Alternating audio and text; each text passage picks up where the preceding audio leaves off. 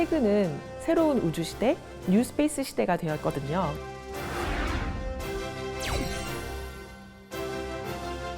머그컵 3개 정도만 들어가는 그런 정도의 초소형 큐브 위성이라고 부르는 위성들이 나오기 시작한 거죠. 돈을 벌 수 있다는 거예요.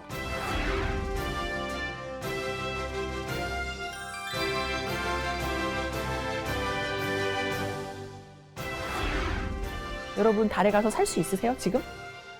다이아몬드로 된 소행성 이런 거 들어보셨어요? 네, 돈벼락 맞는 거겠죠. 우주 물류, 우주 배송, 우주 여행, 우주 관광, 우주 교육 이런 것들이 그냥 일상적인 것들이 될 거예요.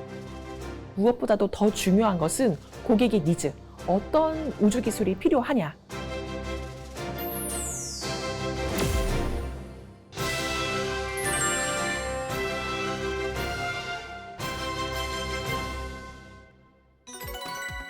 네, 안녕하세요. 저는 한국항공우주연구원에 근무하고 있는 임석희입니다.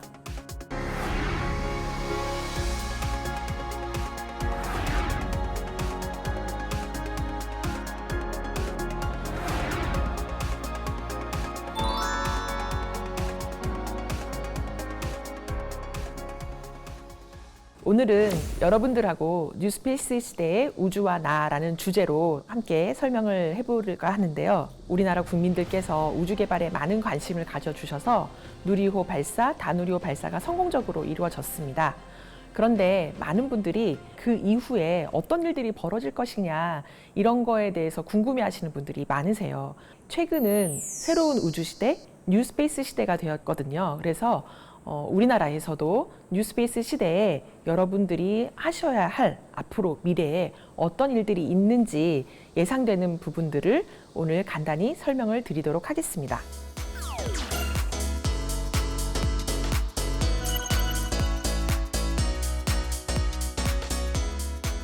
네, 그러면 이렇게 얘기를 시작해 보겠습니다.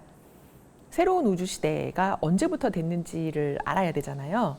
우선 2019년도는 아폴로가 달에 간 지 50주년이 되는 해였습니다. 50년 동안에 우주 개발에서 많은 일들이 있었죠.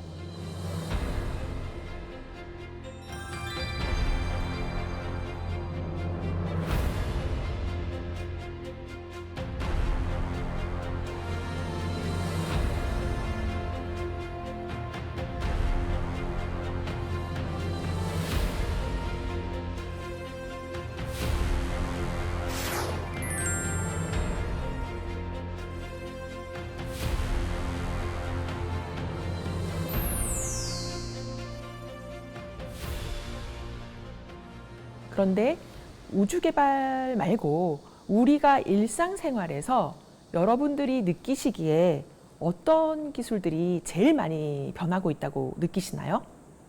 한번 생각해 보실까요?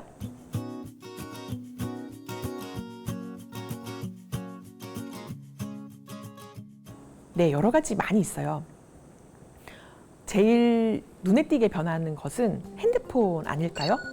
과거에 핸드폰이 없던 시절부터 핸드폰이 나온 지 얼마 안 됐는데 최근에는 폴더블 폰까지 나올 정도로 우리 핸드폰 엄청나게 작아졌습니다. 어떻게 그게 가능했죠? 반도체 기술, 통신 기술, 전자기기 기술들이 발달을 했기 때문에 이런 일들이 벌어졌어요. 그러면 옛날의 핸드폰은 어땠냐면 손으로 들고 다니는 벽돌폰 이런 거였어요. 그러면 옛날의 핸드폰하고 지금 최근의 핸드폰을 비교를 해보면 크기는 어떻게 됐죠? 작아졌죠? 무게는요? 가벼워졌습니다. 성능은 훨씬 더 좋아졌습니다. 가격 내려갔습니다. 이런 일들이 우리 주변에서 벌어지는 일이었죠. 이게 어떻게 관련이 있냐면 뉴스페이스 시대에 위성 개발에서 엄청나게 큰 변화가 생겼습니다. 위성이 옛날에는 제 키보다도 훨씬 큰, 엄청나게 큰 수천억 원이 필요한 그런 게 위성이었는데 최근은 이렇게 팔뚝만한 정도? 머그컵 3개 정도만 들어가는 그런 정도의 초소형 큐브 위성이라고 부르는 위성들이 나오기 시작한 거죠. 반도체가 작아지면서 또 통신기술, 다른 네트워크 기술 이런 것들이 발달하면서 그런 일들이 벌어졌습니다. 그렇게 되면서 또 어떤 변화가 생겼냐면 옛날에는 우주 개발을 했다라고 하면 미국이 뭐를 했습니다. 달나라에 갔습니다. 중국이 뭐를 했습니다. 혹은 러시아가 무슨 일을 했습니다. 인도가 발사를 했습니다. 대한민국이 발사를 했습니다. 이렇게 뉴스에 나왔어요. 그런데 최근에는 뉴스 기사를 보면요. 기사가 싹 바뀌었어요. 많은 분들이 스페이스X를 말씀하세요. 스페이스X가 발사했습니다. 이렇게 얘기를 하죠. 우주 개발이 이제는 새로운 우주 시대에서는 국가에서 하는 것보다 민간에서 많은 기업들이 참여를 하고 있는 거죠. 그러면 민간에서 하려면 민간에서는 어떤 시장이라는 게 있어야 되잖아요. 그래서 세계 우주 시장 이런 표현들이 나오기 시작하고요. 우주 생태계, 이런 우주 산업 이런 말들이 나오기 시작을 했습니다.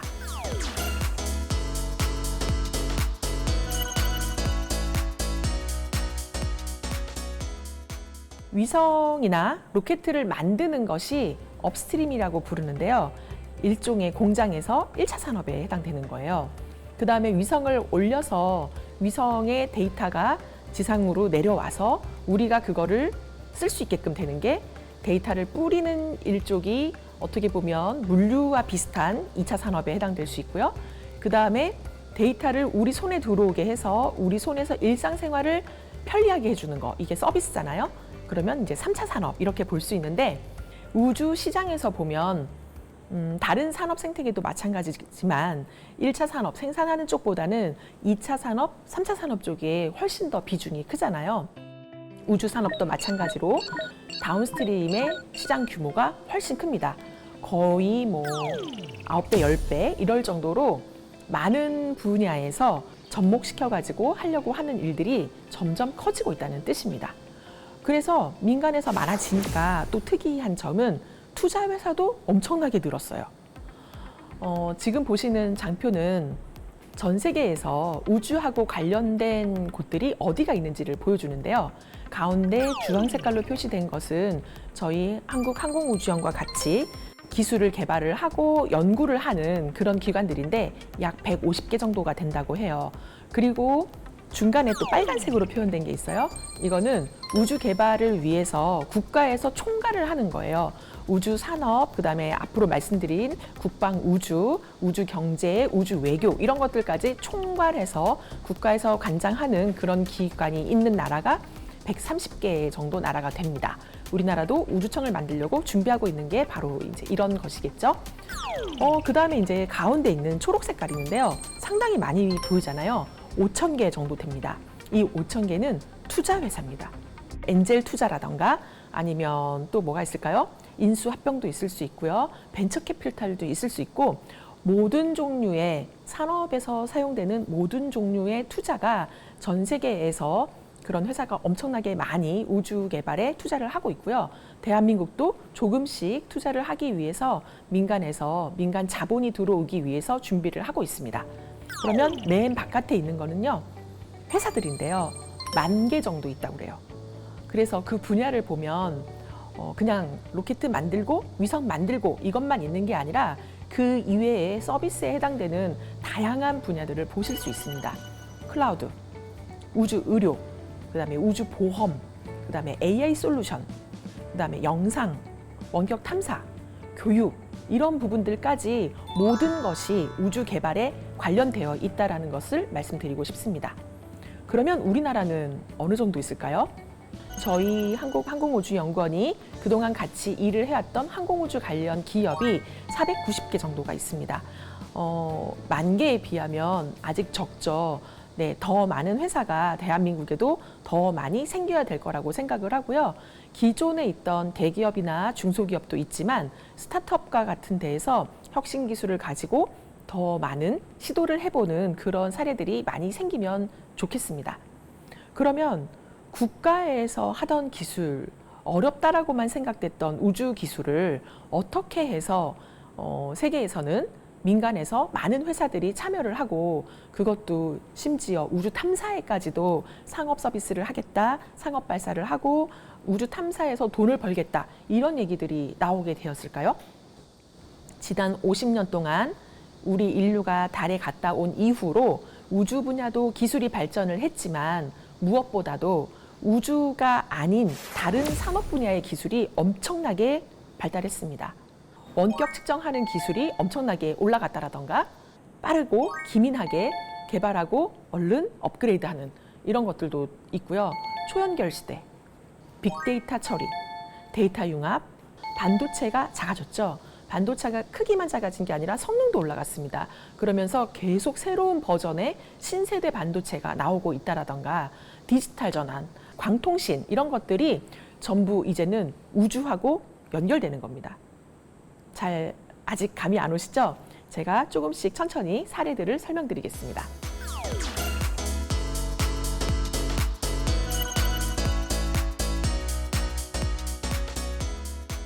가장 최근에는요, 기존의 우주가 아니었던 회사들이 우주 개발을 하겠다라고 들어오는 사례가 늘고 있어요.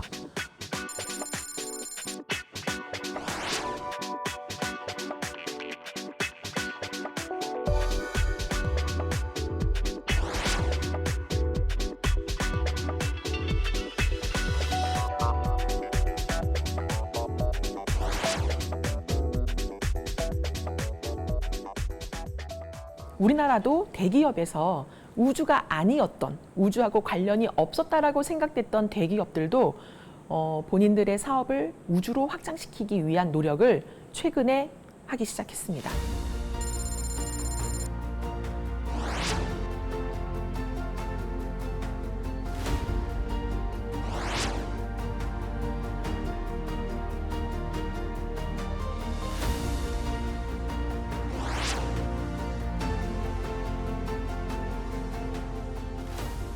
이런 일들이 어떻게 벌어졌느냐, 조금 더 자세히 설명을 드리면 이 플래닛랩이라고 하는 회사가 엄청나게 획기적인 아이디어를 들고 나왔는데 작은 위성을 여러 대를 발사하는 거예요. 옛날에는 큰 위성을 하나 발사를 했어요.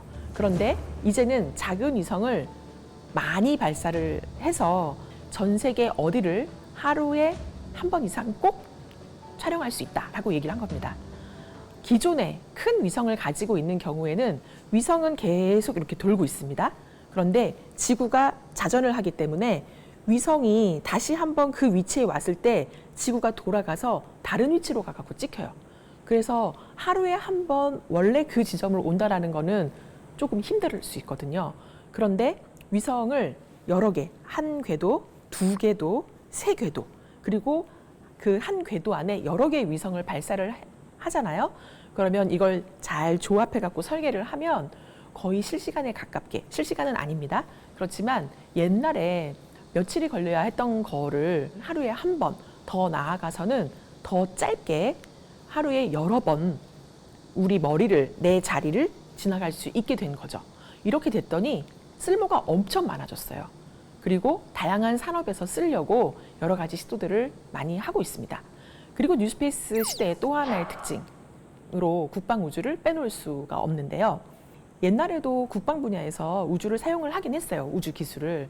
그런데 본격적으로 제가 볼 때 확 투입이 되기 시작했던 거는 2001년 9월 11일 날 어떤 일이 있었는지 기억나시나요? 바로 미국 맨하탄에서 9.11 테러가 있었죠. 그때 위성이 바로 그 다음 날 어떤 피해가 있었는지를 바로 알려주었습니다. 그래서 그 이후로 국방, 안보, 보안 이 분야에서도 우주 기술을 활용하면 좀 더 안전한 국가를 만들 수 있겠다라는 그런 인식들이 이제 생기게 된 거죠. 그래서 국방 우주 분야가 미국에서도 그렇고요. 우리나라에서도 최근에 국방 분야에서 우주 기술을 활용하기 위한 노력을 엄청나게 많이 하고 있습니다. 이렇게 국방부에서 이제 시작을 하게 되면 산업 발달이, 기술 발달이 조금 더 가속화될 수 있는 것 같아요.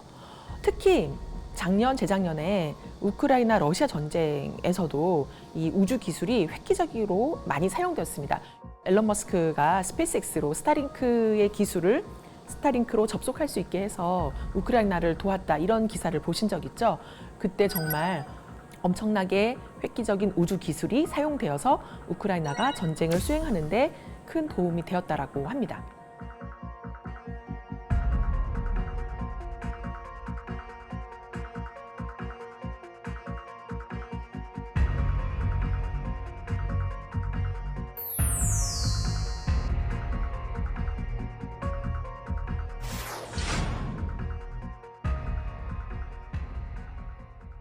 작은 위성을 저희가 500kg 이하를 일반적으로 불러요. 그런 소형 위성이 얼마나 많이 증가하냐면 앞으로 10년 동안 뭐 거의 60% 이상, 70%, 80%까지 이런 500kg 이하의 위성이 더 많이 발사될 것이다. 이렇게 예측이 되고 있습니다. 그러면 위성이 작아지니까 가격이 싸졌죠. 그래서 많은 사람들이 위성을 만들 수 있게 됐습니다. 뿐만 아니라 작아지고 거기에다가 신기술을, 새로운 기술을 적용해보는 부담이 많이 줄어들었어요. 옛날에 수천억 원 하던 위성이 이제는 수억 원 수준까지 내려왔거든요. 수억 원인 거에는 우리가 뭔가 업그레이드를 해보는 시도를 조금 쉽게 해볼 수가 있는데 수천억 원짜리 물건을 함부로 건드리긴 어렵잖아요. 그러다 보니까 작은 위성, 소형 위성으로 지구상에서 우리가 일반적으로 썼던 혁신 기술들을 우주에도 한번 써볼까 하는 그런 아이디어들이 많이 나오면서 기술을 업데이트하고 이거를 시연하는 기회가 많이 필요하게 됩니다. 그래서 우주에 올려서 실제로 쓸 수 있는지를 확인을 해야 돼요. 그렇게 하려고 하다 보니까 내가 원하는 날짜에 원하는 궤도로 그 다음에 더 싸게 발사하고 싶고 무엇보다도 더 자주 발사하고 싶다라는 그런 요구가 점점 더 많아지게 됐습니다. 그런데 한 가지 여기서 제가 강조드리고 싶은 거는 아직 대한민국 발사 1년에 한 번 계획이에요.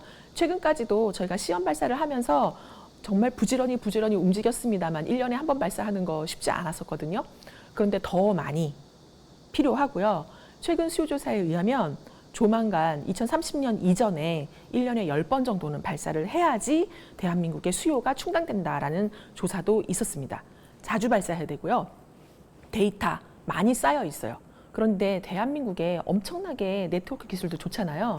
어떻게 하면 효율적으로 데이터를 배포하고 그걸 받아서 데이터 전문가가 어플리케이션을 효율적으로 만들 수 있느냐, 이런 배포의 문제도 되게 중요합니다. 그 다음에 또 하나는 새로운 기술을 만드는 건데요. 우주 기술을 만들기 위한 투자가 계속 되어야 된다고 생각을 합니다. 무엇보다도 더 중요한 것은 고객의 니즈, 어떤 우주 기술이 필요하냐, 내가 이 사업하고 연결시키기 위해서 이런 위성 정보가 필요하다, 그러니 이런 센서가 필요하다, 그런 위성을 만들어야 되고 이 정보를 모으기 위해서는 이렇게 얼마만큼 자주 발사를 해줘야 된다라는 데까지 요구사항이 나와줘야 됩니다. 그래서 많은 분들이 어떻게 하면 우주 기술을 내 사업하고 연결시킬 수 있을까, 이런 고민들을 해주시면 우주 산업이 더 많이 발전할 수 있습니다.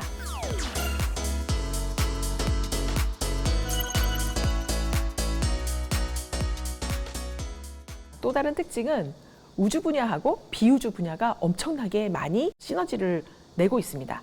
옛날에는 이런 사진들이 뿌옇잖아요. 흐리멍텅하고. 그래서 다 폐기 처분. 이거 데이터 잘못된 거 이랬어요. 그런데 최근에는요, 이런 게 다 쓸모가 있어졌어요. 수백 장, 수천 장, 만 장 이렇게 모이면 이런 데이터를 가지고 공부를 합니다. 누가요? AI가 하겠죠. AI한테 학습시켜가지고 고해상도로 바꾸는 기술에 의해서 점점 더 많이 선명하게 만들어요. 과거에 쓰레기처럼 버려졌던 위성 영상 정보들도 이제는 우리가 좋은 부가가치로 만들 수 있다는 거죠. 그러다 보니까 빅데이터 기술도 우주로 많이 들어오게 됐어요. 그럴 수밖에 없지 않겠어요? 빅데이터 전문가 저희 분야에 정말 많이 필요합니다. 그리고 위성이 올라가면 하는 일이 여러 가지가 있는데요. 위성은 핸드폰하고 거의 똑같아요. 핸드폰으로 여러분들 무슨 일 하시죠? 핸드폰으로 제일 많이 하시는 거 뭘까요? 인터넷? 인터넷 좀 비슷해요. 인터넷 통신이라고 보겠습니다. 전화하시죠? 통신. 그 다음에 핸드폰으로 사진 많이 찍으시죠? 네. 영상이라던가 아니면 이미지를 수집을 하고요. 또 인터넷으로 많이 하시는 거 GPS 서비스 받으세요. 그래서 위성도 통신위성, 그 다음에 그 항법위성, 관측위성 이렇게 크게 구별할 수 있는데 이 위성들이 주는 정보를 옛날에는 한 정보만 가지고 데이터를 이제 분석을 했는데 이제는 관측위성만 하더라도 광학으로 그냥 일반 카메라 렌즈 같은 거죠. 그걸로 찍은 거냐 아니면 적외선 촬영 기술로 해서 찍었느냐 아니면 또 다른 전파 기술로 찍었느냐 하는 것처럼 여러 가지 종류의 센서들의 데이터를 융합을 합니다.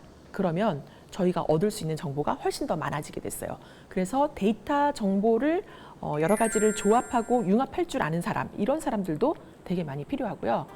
여러분들 스마트 글라스를 요즘 많이 들어보셨죠? 가격이 많이 내려갔습니다, 최근에. 저희도 스마트 글라스를 가지고 연구를 시도한 적이 있어요. 뭐냐면 이렇게 탁 안경을 끼면 이 앞에 저희가 3D 모델링으로 해서 넣은 정보가 눈앞에 쫙 떠요. 홀로그램처럼. 저희가 설계를 할 때 실제로 작업자들이 여러 사람이 같이 이걸 검토를 하면서 어느 부분이 잘못되어 있는지, 배치가 잘못되어 있는지, 방향은 똑바로 되어 있는지, 위치는 맞는지, 그다음에 작업할 때 이게 연결은 될 건지, 분해할 때 문제가 없는지 이런 것들을 다 검토를 하는데 옛날에는 한 땀 한 땀 한 땀 그리고 도면 하나 검사를 했어요. 그런데 AR, VR 기술이 우주하고 연결이 되면서 이 검사하는 시간을 대폭 줄이고 효율을 올리게 되었습니다. 그리고 또 다른 기술은 3D 프린팅인데요. 3D 프린팅 하면 여러분들 뭐가 생각나세요? 뭘 만들까요? 플라스틱으로 뭐 만드시죠? 복잡한 거. 그런데 3D 프린팅으로 저희가 로켓에 들어가는 부품을 만들고 있습니다.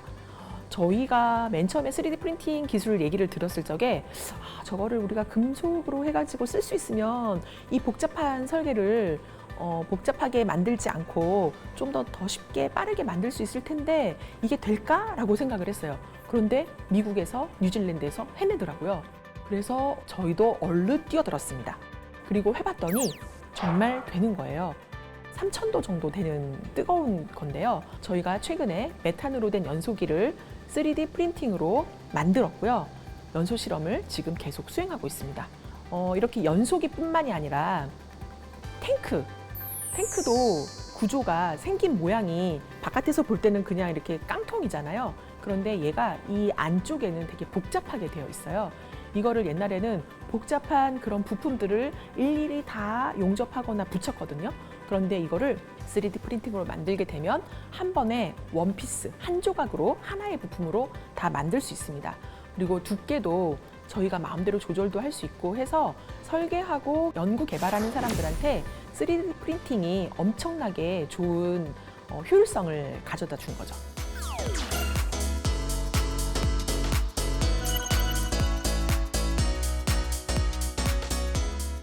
여러분, 이거는 뭐처럼 보이세요? 저는 맨 처음에 자료 검색을 하다가 아파트인가? 베란다인가? 이런 생각이 들었어요. 얼핏 보면 베란다 같잖아요? 뭐냐면 스타링크에 들어가는 그 위성들이에요. 그래서 위성이 납작한 판으로 되어 있고요. 층층층층 해서 60개가 쌓여져 있는 거죠. 60개를 한 번에 발사합니다. 스타링크가 뭐 하냐고요?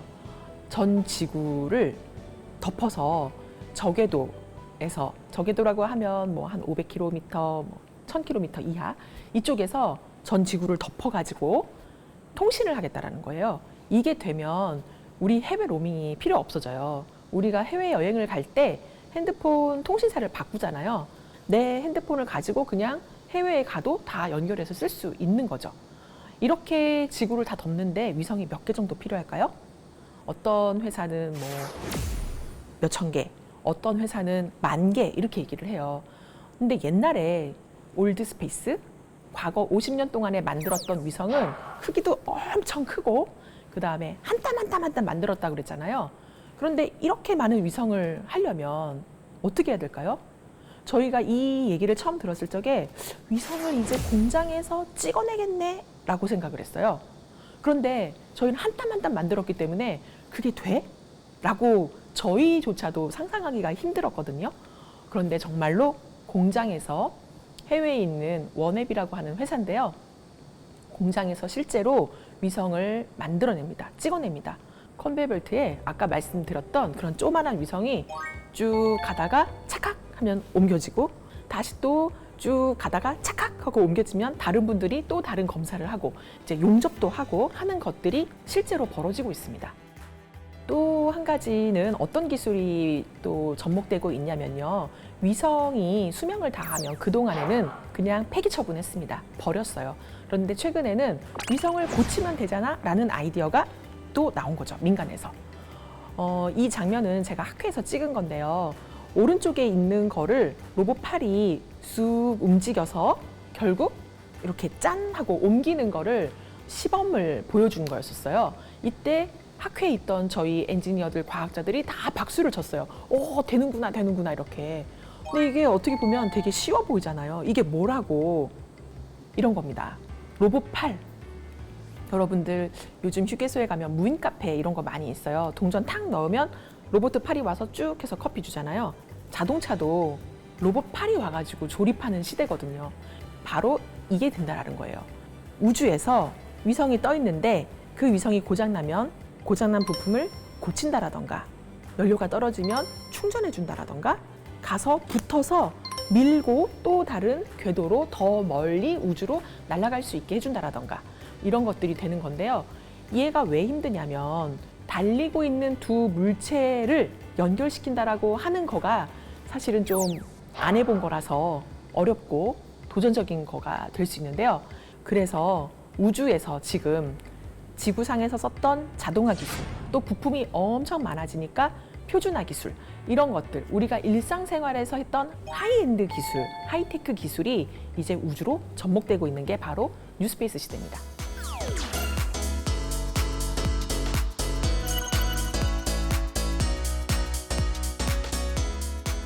또 한 가지 큰 거는 인류가 달에 가기로 선언을 했습니다. 다시.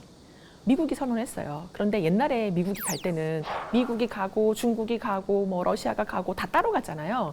그런데 미국이 이번에는 뭐라 그러냐면 달에 가는데 가서 살겠다고 선언을 했어요.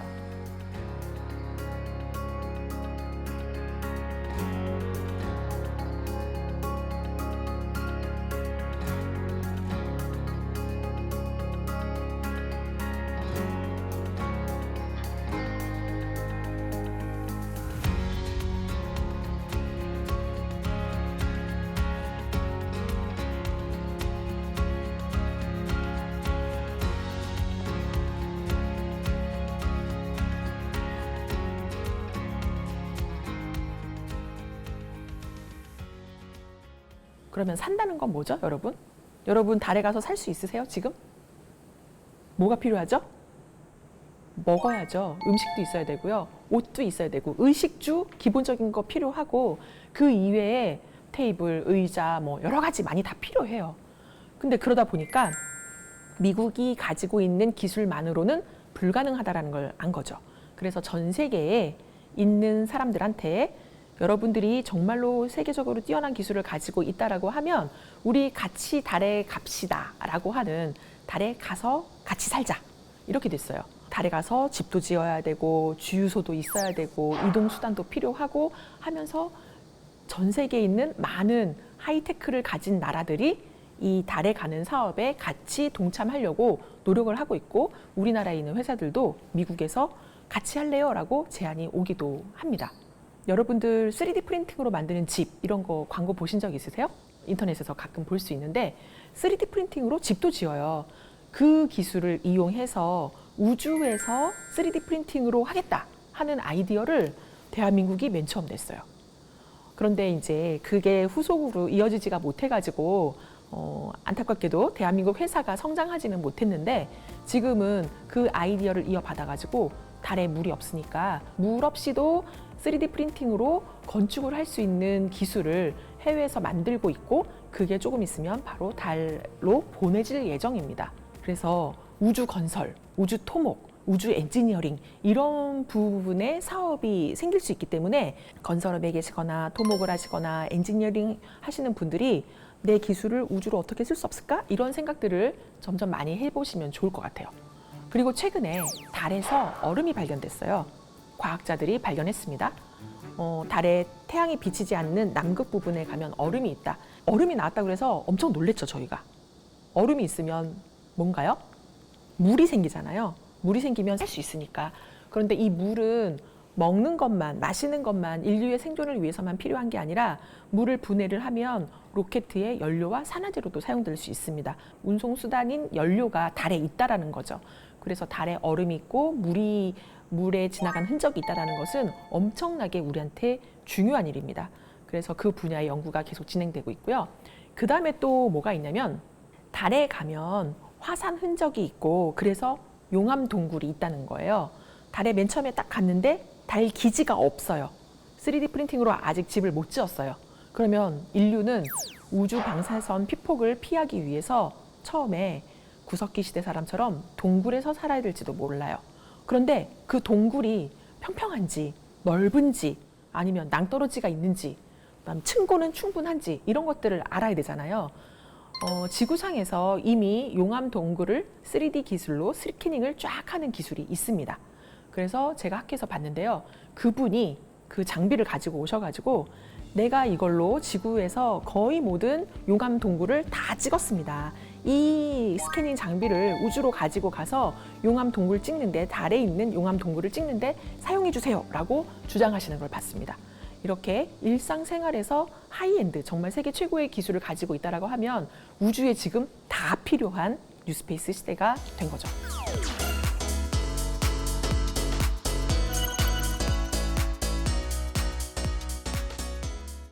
여러분들 전 세계에서 부자, 제일 부자 누구죠? 네, 앨런 머스크 혹은 제프 베조스라고 얘기를 합니다. 그 사람들이 가진 재산이 200조 원 정도 된다고 그래요. 그런데 천조원 부자는 우주에서 나온다고 제가 한 말이 아니고 골드만삭스 이런 유명한 금융회사에서 얘기를 했습니다. 그게 뭐냐면 아마도 이렇게 소행성 채굴과 관련된 것 같아요. 여러분들 백금으로 된 소행성, 다이아몬드로 된 소행성 이런 거 들어보셨어요?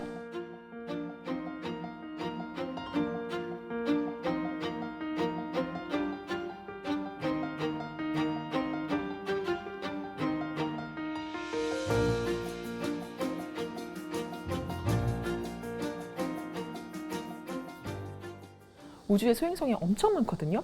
그런 소행성을 내가 탁 가지게 되면 어떤 일이 벌어질까요? 네, 돈벼락 맞는 거겠죠. 백금 덩어리, 다이아몬드 덩어리.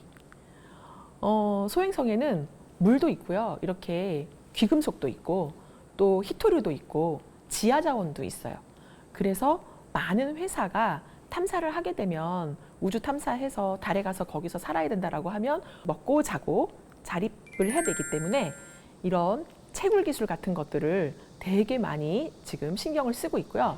앞에서 말씀드렸던 허니비 이런 회사 있잖아요. 이게 다 땅 파는 회사예요. 소행성 드릴링 해갖고 땅 파서 물도 빼내고 귀금속도 빼내고 히토류도 빼내는 거죠. 이걸 다 해가지고 연료 가지고 쭉 다시 우주 기지로 가가지고 거기에서 필요한 히토류, 광물, 광석들을 탐사하는데 거기서 인류가 거주하는데 쓰겠다입니다. 그래서 저희 연구소도 여러 다른 연구소하고 협력을 되게 많이 하는데 그 중에 하나가 지질자원 연구소입니다. 우주 탐사에 있어서는 저희 한국항공우주연구원과 지질자원연구원이 같이 힘을 합해서 우주 기술을 개발하려고 지금 노력을 하고 있습니다. 그런데 소행성이요, 주먹만한 것도 있고요, 지구보다 큰 것도 있어요. 그러면 작은 소행성은 뭐 그렇다 치는데 엄청 큰 다이아몬드로 되어 있는 소행성을 누가 찾았다. 그리고 이거를 포획을 했다. 그리고 다이아몬드를 채취했다. 그러면 그 사람은 떼부자가 되잖아요. 이렇게 되면 어떤 일이 벌어지냐면 그 회사의 주식도 확 올라가겠죠. 지금 우주 분야에서 어느 회사에 어떻게 투자를 해야 되는지 주식 분야에 있는 분들도 엄청나게 우주 공부를 하고 계십니다. 작년에 저희가 증권사에서 발행하는 잡지나 이제 소식지 같은 게 있는데 거기에 증권사 리포트에 우주 분야가 있는 걸 보고 제가 깜짝 놀랐어요. 그리고 증권회사에 계신 분이 우리나라 우주 개발을 하시는 어떤 분보다도 정말 해박한 지식으로 꽉 꿰고 있다는 걸 알았습니다. 마찬가지로 우주 자원을 누군가가 소유를 하게 되면 법적으로 문제가 생길 수가 있어요. 어떤 거냐면 봉익임선달이 대동강물을 판다라고 할 때 다 비웃었잖아요. 그런데 지금 우리 생수 사 마시고 있죠. 그런 것처럼 소행성 혹은 우주 탐사로 얻게 되는 이익을 현재는 국제적으로 약속을 해서 다른 인류 모두의 것이다 라고 약속을 했어요. 그런데 누군가가 달 기지를 먼저 만들고 누군가가 거기에서 무언가 상업적인 이익을 가지게 됐을 때 현재는 이게 달 조약에 조금 어긋나는 상황이에요. 근데 이거를 해결하려고 그러면 국제법, 우주법이 필요합니다. 해외에는 국제법, 우주법 전문가가 되게 많아요. 대한민국에는 국제법, 우주법 전공하신 분들이 정말 손을 꼽아요. 10손가락도 안 됩니다. 대한민국에서 우주에 관심 있는 분 중에 법을 전공하시는 분이 계시다라고 하면 이런 분들 정말 소중하고 빨리 우주로 와주셔야 됩니다. 이렇게 앞으로 우리의 일상생활은 전부 우주하고 연결되는 그런 시대가 점점 가까워지고 있는 거죠. 또 다른 예를 볼까요? 이 여성분은 이탈리아의 우주비행사세요. 우주비행사가 뭐죠? 우주로 출장 가는 사람들이에요. 그런데 우주로 출장 간다라는 거는 제가 대전에서 고흥으로 출장 가는 거하고는 비교가 안 돼요. 왜냐하면 우주로 갔다 온다라는 거는 제 목숨을 걸고 가는 겁니다. 제가. 그래서 엄청 스트레스 많겠죠? 그래서 그런지 모르겠는데 모든 나라가 우주비행사가 우주로 가게 되면 뭔가 소울푸드 하나씩은 다 가지고 가더라고요. 우리나라도 이소연 박사가 우주로 갈 때 김치, 고추장 가지고 갔고 고추장은 우주정거장에서 엄청난 인기를 끌었어요. 이 이탈리아 분이 우주로 올라가는데 이탈리아의 소울푸드는? 하고 제가 질문을 하면 피자 이렇게 얘기하시던데 에스프레소입니다. 그래서 라베짜라고 하는 에스프레소 회사가 있어요. 그 회사가 우주인들을 위해서 무중력 상태에서도 커피를 마실 수 있는 기계를 만들어줬어요. 그리고 그 기계를 이 우주비행사가 우주로 출장 갈 때 가지고 갔습니다. 엄청나게 인기 좋았겠죠? 그래서 최근에 2번째 에스프레소 머신이 또 올라갔대요. 이런 것처럼 해외에서는 우주 분야의 새로운 사업이라고 확장하는 게 일상생활에 있는 거를 우주로 옮기는 이런 일들이 점점 많아지고 있고 우리나라에서는 우주인 피자, 우주 커피, 우주 맥주 이렇게 이름을 갖다 붙여요. 근데 이름만 가지고 하는 걸로는 조금 부족한 것 같고요. 이왕이면 정말 우주 기술, 우주에서 쓸 수 있는 걸로 그렇게 새로운 산업이 많이 열리면 좋겠습니다. 물론 우주 개발에 대한 관심이 이름만 갖다 붙여도 지금 증가하고 있는 거 이건 정말 좋은 현상인데 더 발전을 해야 된다라고 생각을 합니다. 그 다음에 여러분들 좋아하는 BTS 노래 중에 우주랑 관련된 게 있어요. 어떤 노래인지 아실까요? BTS 좋아하시는 분들은 다 아실 것 같은데 소우주라는 노래가 있어요. 마이크로 코스멀러지. 이 노래는 우주정거장에서 플레이리스트로 나오고 있습니다. 노래뿐만이 아니고요. 음악, 그다음에 그림 이런 것들도 또 조각 이런 것들도 우주를 테마로 우주 개발과 관련된 것으로 상품들이 늘어나고 있어요. 그래서 제 주변에도 문화예술 종사자분들인데 우주에 대한 대화를 나누고 싶다. 우주에 대한 영감을 얻고 싶다라고 연락을 주시는 분들도 계세요. 그래서 지금 우주 개발이 비단 과학기술뿐만이 아니라 그다음에 아까 나왔던 법률 이런 것뿐만이 아니라 우주에 대해를 테마로 하는 글, 문화까지도 다 이렇게 확장될 수 있다는 것을 알 수 있고 제가 살아 생전에 우주 여행이 곧 현실화 될 것 같습니다. 여러분들의 미래 시대에는 우주로 신혼여행을 갈지도 몰라요. 우주에서 우주복 입고 맥주 한 잔 이런 게 될 수도 있습니다.